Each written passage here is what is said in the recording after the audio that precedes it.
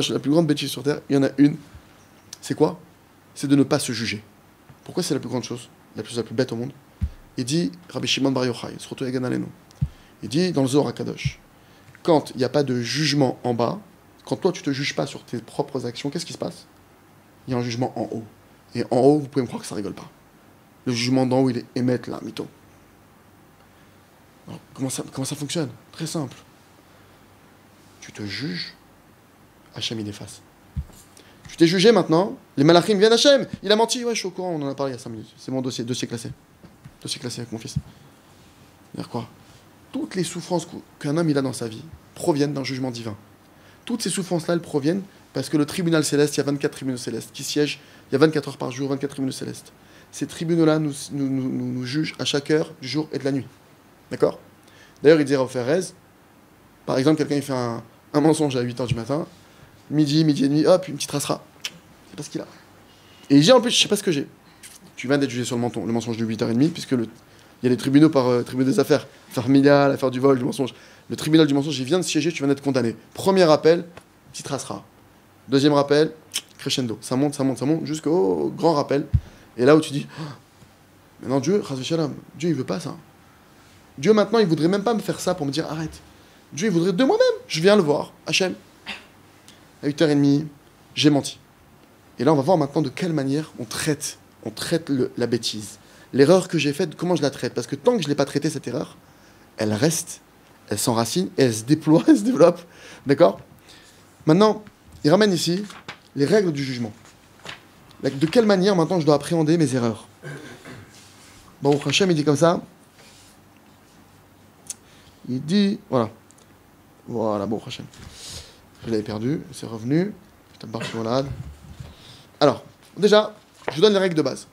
Que vous ayez ça en tête pour le schéma de base. Comment est-ce qu'on fait tchouva? Ok, le Rambam, c'est lui qui donne les règles de la tchouva. Les règles sont les suivantes. Première des choses, et là on va rentrer dans la profondeur du Rambam, parce que maintenant le Rambam, malheureusement, il est beaucoup étudié, très peu compris. Ce qui fait qu'il y a beaucoup de gens qui tentent de faire tchouva qui n'y arrivent pas bichlal, et donc soit vous les revoyez plus, ou soit ils lâchent l'affaire, ou soit ils se convainquent que c'est pas fait pour eux, parce qu'ils n'ont pas compris, on leur a pas bien expliqué.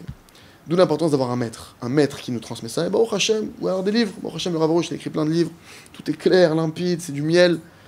Première des choses de la tchouva, comment est-ce qu'on fait tchouva? Aleph, vidouille. Tu dois reconnaître ta faute.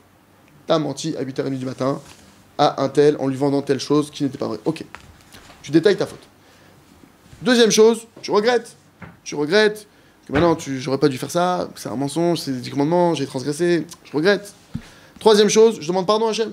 Donc une fois que j'ai ignoré ma faute, j'ai pris conscience, je regrette, je demande pardon, je demande qu'Hachem il me pardonne, que j'ai transgressé sa volonté. Quatrième point qui est le principal dans la tchouva, je m'engage à plus recommencer. Donc si vous vous arrêtez à ça dans la tchouva, pour 99% d'entre nous, khlet, c'est fini, on ne pourra pas se sortir. Parce que la plupart d'entre nous, les gros dossiers, que vous connaissez chacun connaît son dossier, s'engager à plus recommencer, c'est un peu compliqué là, ça va être compliqué. Non, c'est tu mentiras plus. Je travaille dans les forêts. Pardon.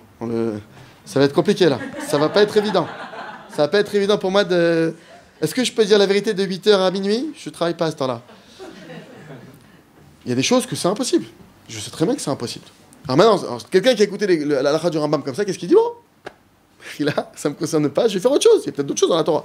Ça, je peux pas. Maintenant, l'essentiel de toute la Torah repose sur la tchouva. Parce que maintenant, ce qui fait que lui, il n'est pas marié, que l'autre, Dieu préserve, il est malade. Toutes les choses sont le résultat d'un jugement. Si j'avais fait tchouva, j'aurais annulé le jugement. C'est fini, l'Igmara, c'est pour. La Gemara, dans Brachot, qu'un homme qui a des épreuves, il fait tchouva, il analyse, l'épreuve, elle s'en va. Pourquoi maintenant on est bête à pas se juger, et à se laisser? Donc c'est comme je dis, alors vous avez le choix. Soit vous reconnaissez, et on vous libère, et on vous donne même un cadeau, parce que faire tchouva, c'est une mitzvah. Tu reçois de l'argent pour ça, tu reçois un cadeau. Chaque mitzvah de la Torah, elle vaut des milliards de... C'est pas quantifiable. Toutes les richesses du monde réunies en une seule pièce, depuis la création du monde jusqu'à la fin des temps, ne suffirait pas à payer la plus petite des mitzvahs. Sachant que la mitzvah de la tchouva, c'est une des mitzvahs essentielles de toute la Torah. Donc c'est-à-dire que quelqu'un qui fait tchouva, non seulement on lui pardonne, mais on le paye. Il dit, bah, il a fait tchouva. Ah bah oui. Mais il a volé, ouais, mais il a fait tchouva. Maintenant, regardez, la personne me dit, regarde, tu fais tchouva, on efface ta faute. Tu payes pas, t'es pas puni, et tu reçois de l'argent. La personne dit, non, jugez-moi, fracassez-moi, je préfère.